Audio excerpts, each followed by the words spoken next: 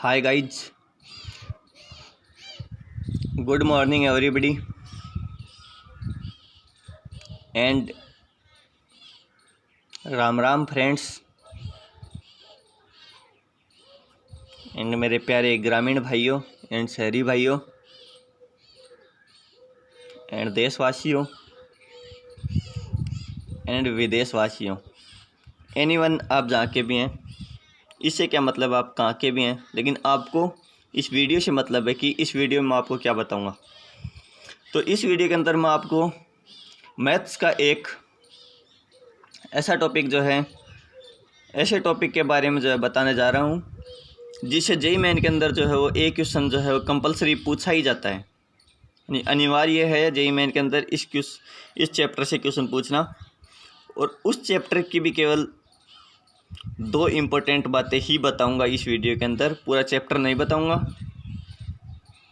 क्योंकि वो 2 इम्पोर्टेंट बातें ऐसी हैं जो अक्सर बच्चे वो पूछा करते हैं मेरे से या फिर किसी अन्य टीचर से। बहुत से बच्चों को वो 2 डाउट वो पूरा चैप्टर पढ़ने तक बच्चों के दिमाग के अंदर रहते हैं। जी अगर आपने डिटरमिनेंट पूरा पढ़ भी लिया ना, फिर भी आपको ये 2 डाउट आ ही जाते हैं।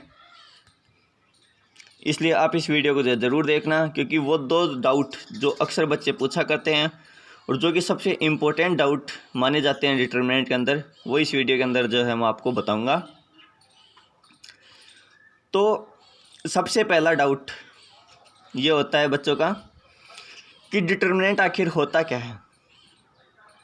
तो बच्चों, डिटरमिनेंट वो कोई बड़ी चीज़ नहीं होती है, कोई बड़ा तूफ़ानी चीज़ नहीं होती है, कोई भूकंप नहीं होता है, कोई बाढ़ नहीं होती है। डिटरमिनेंट तो बस केवल एक वैल्यू होती है। डिटरमिनेंट क्या होती है? डिटरमिनेंट एक वैल्यू होती है, मान होता है, संख्या होती है, नंबर होता है डिटरमिनेंट। चलो ठीक है, ये डाउट तो क्लियर हो गया। अब डाउट ये आता है, चलो डिटरमिनेंट एक वैल्यू होती है, तो डिटरमिनेंट की वैल्यू होती कितनी है? दूसरा डाउट ये आ गया बच्चों के दिमाग में।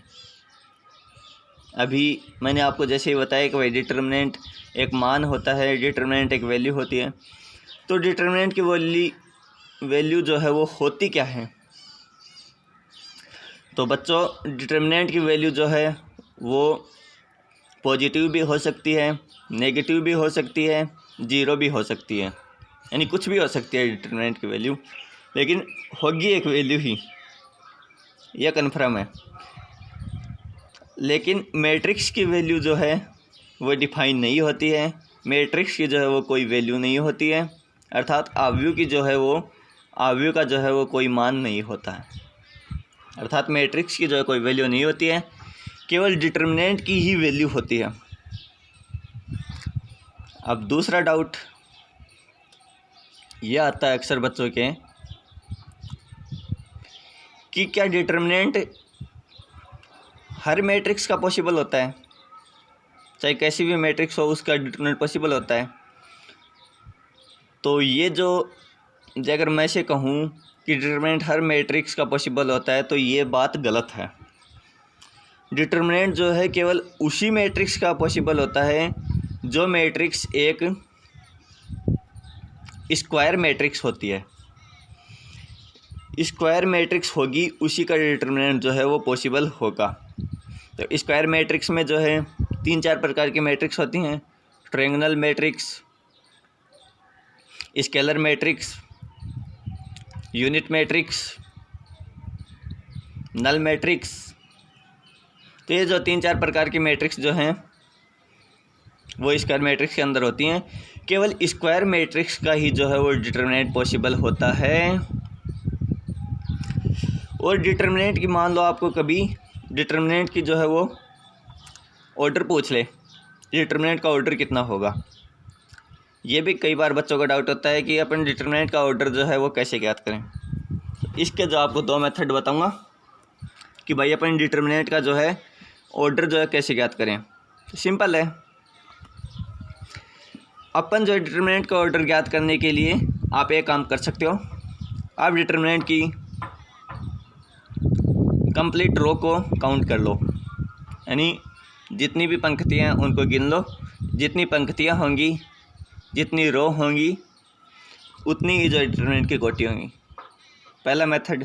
दूसरा मेथड, आप जो है डिटरमिनेंट की जो है कॉलम को भी गिन सकते हैं,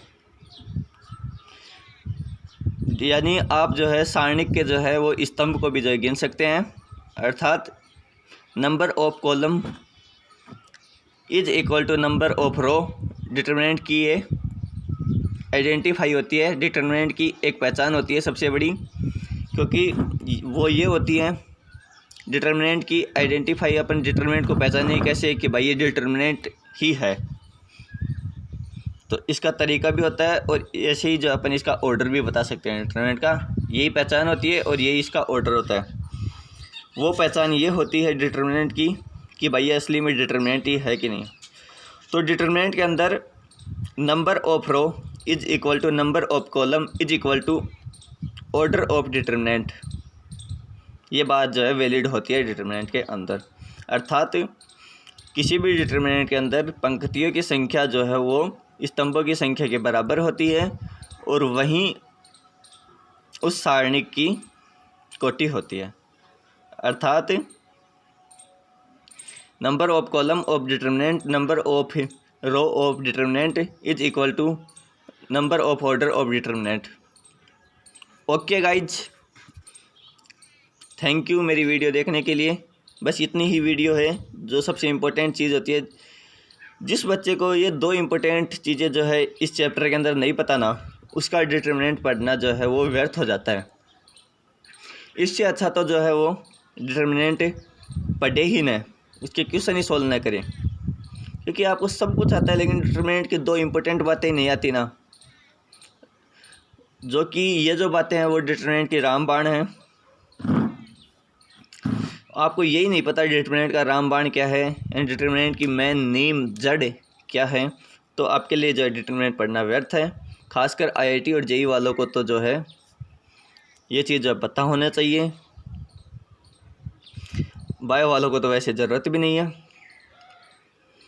ज़्यादा ज़रूरत है जो जेईई मेन की तैयारी कर रहे हैं, जेईई एडवांस की तैयारी कर रहे हैं, वीआईटी की तैयारी कर रहे हैं, या फिर बिट्स की तैयारी कर रहे हैं, या फिर केआईटी की तैयारी कर रहे हैं, एनटीपीएससी, यूपीएससी, एनीवन जो भी एग्ज़ाम होना, या फिर स्कॉलरशिप के एग्ज़ाम की तैयारी कर रहे हैं,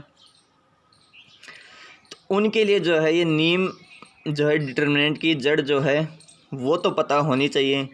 मान लो आप इंजीनियर बन गए और आपको डिटरमिनेंट आता भी है, फिर आपको कंपनी के अंदर जो आपको कंपनी लेने आई कॉलेज के अंदर, आपकी परफॉर्मेंस अच्छी चल रही थी कॉलेज के अंदर, और आपको अचानक जो है एक दिन किसी कंपनी का ज्वाइन लेटर आ गया और उसने आपसे इंटरव्यू के अंदर यही पूछ लिया कि भाई डिटरमिनेंट क्या चीज़ है, determinant, what is meaning of determinant, what is determinant.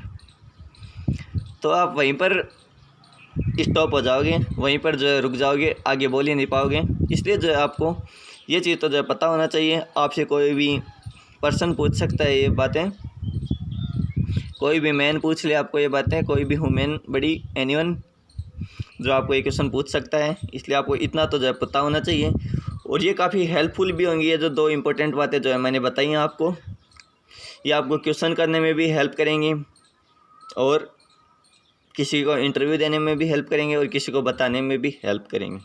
Okay guys, thanks for seeing my video. अगली वीडियो के अंदर मैं आपको जो है डिटरमिनेंट की जो है केवल 10 मिनट के अंदर जो है पूरा डिटरमिनेंट जो है आपको समझा दूंगा। Only for 10 minute complete determinant जो है आपको समझ में आ जाएगा। केवल 10 मिनट के अंदर जो है पूरी डिटरमिनेंट की वीडियो बना दूंगा मैं, और बिना कॉपी पर लिखे हुए जो आपको पूरी वीडियो जो है समझा दूंगा, और केवल 10 मिनट की वीडियो बनाऊंगा, केवल और केवल 10 मिनट। मैं हर चैप्टर की जो है वो आधे घंटे से ज़्यादा जो है वो वीडियो नहीं बनाता किसी भी चैप्टर की। मेरा जो भी लेक्चर होता है, मेरी जो भी क्लास होती है, मैं उसमें आधे घंटे से ज़्यादा किसी भी चैप्टर को जो है नहीं पढ़ाता हूँ। उस आधे घंटे के अंदर जो है इतनी ट्रिक बना के जो है मैं पूरा चैप्टर समझा देता हूँ। इतनी ट्रिक भरी हुई होती है उस पूरे चैप्टर के अंदर मेरी, या फिर इतने फॉर्मूले भरे हुए रहते हैं कि केवल आधे घंटे के अंदर जो है पूरा चैप्टर जो है समझा देता हूँ। डिटेल में जो है मैं आज तक कोई भी चैप्टर जो है नहीं समझाता हूँ, क्योंकि डिटेल में समझाने से फ़ायदा नहीं होता है। अपन याद किसको रखते हैं, या तो ट्रिक्स को रखेंगे या फिर अंत के अंदर फाइनल के अंदर फॉर्मूले ही जो है अपने को याद रखने होते हैं। इसलिए मैं फॉर्मूले बताता हूँ, उन फॉर्मूलों को याद रखने का तरीका बताता हूँ और ऐसी इंपॉर्टेंट ट्रिक्स बताता हूँ जिनको आप जो है कभी किसी फॉर्मूले को नहीं भूल सकते, आप कभी किसी थ्योरी को नहीं भूल सकते। ऐसी ट्रिक्स से जो है मैं थ्योरी याद करवाता हूँ, फॉर्मूले याद करवाता हूँ, जिससे जो है बच्चों को कभी कोई दिक्कत नहीं होती है।